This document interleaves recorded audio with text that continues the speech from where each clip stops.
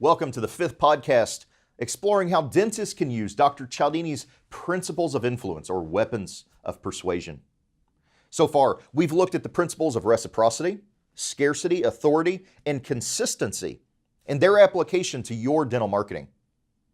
Today, I want to be looking at the principle of liking. Now, a lot of people read about the principle of liking and go, yeah, duh, of course, right? But there are some extra wrinkles when it comes to using this principle to attract more and better patients, particularly if you have a diverse patient base. I'll be back after the break to tell you more.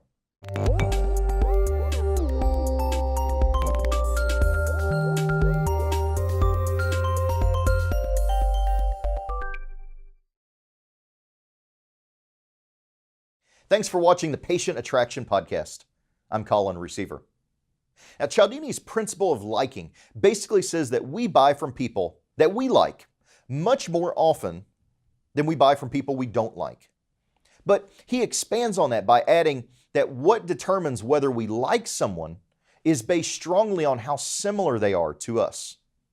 Now, in some cases, the similarity is physical: height, gender, skin color, so on.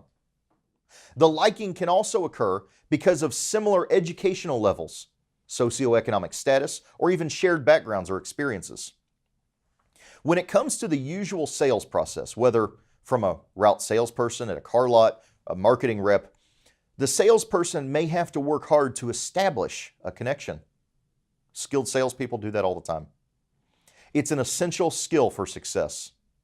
But all of those interactions are face-to-face, a luxury that most dentists don't have. The sales process for dentists begins long before that patient sets foot in the practice. And the relationship, so to speak, usually begins when a prospect first visits your website. That's their first impression.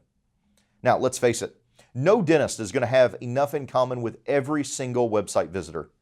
Not unless your market has only one race, one economic bracket, and a certain minimum educational level, and all of those you share with every patient you have. But if that's the case, you'd be that super rare exception I haven't found yet.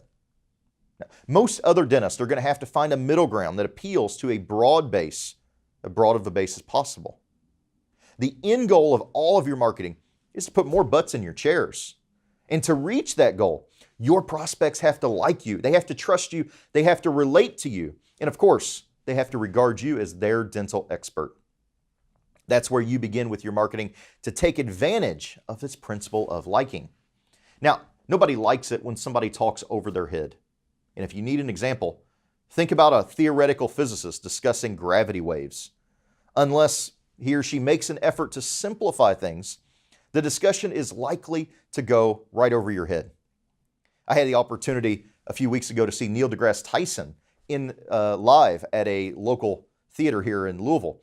And he actually put together an entire presentation based on showing what's true and false about popular movies.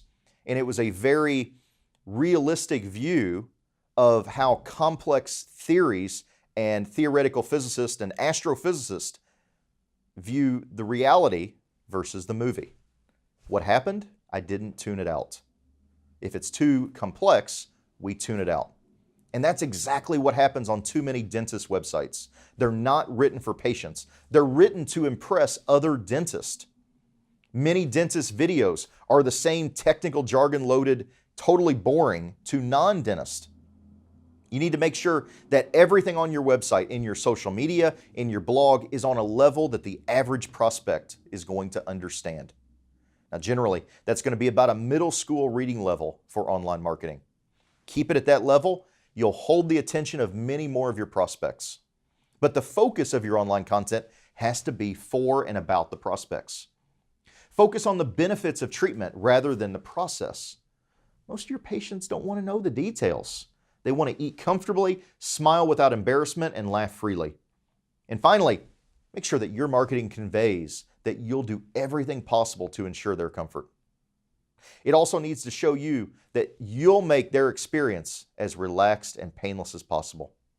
The bottom line to all this discussion is that getting dental prospects to like you has very little to do with the technical aspects of dentistry.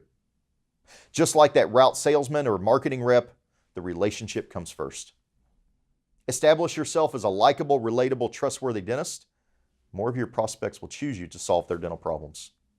In a nutshell, that's how we help more than 550 dentists around the world.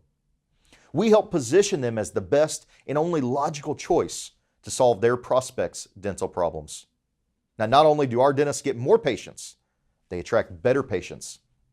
Just ask Dr. Landry from New Orleans what happened after he became a SmartBox dentist. He would tell you, in 1 week, we had 2 cases came in for $17,000 directly from Google that were not even in our area. That return right there is paid for most of our year's marketing. The 2 patients that I just did most recently were large implant cases that came from different parts of the city, and because they came to us because they liked the content on our website. End quote. Now, if you want to see what a patient attraction system can do for your practice, visit smartboxdentalmarketing.com. Schedule a practice discovery session. Let us show you how our industry-leading systems can help you get more patients, more profits, and more freedom. Join me for our next podcast. Until then, keep moving forward.